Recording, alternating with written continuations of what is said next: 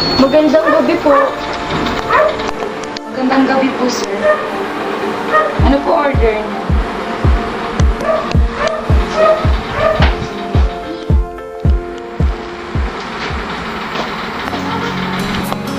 Jill?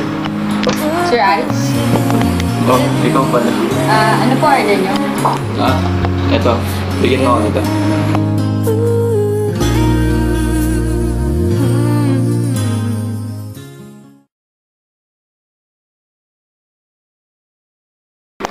Uy, Jane, tingin mo tubig.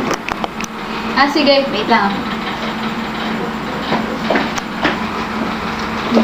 Ano to? Ay! My gosh! Napakagasla mo! Tumabi ka nga! Oh, ano nangyari? Pasensya na po kayo, sir.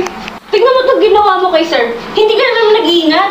Ikaw, pinagbigyan ka na nga lang, hindi mo pa inaayos. Gusto mo ba talaga mawalan ng trabaho? O manhin na po, sir. Hindi po sinasadya ng mga staff namin.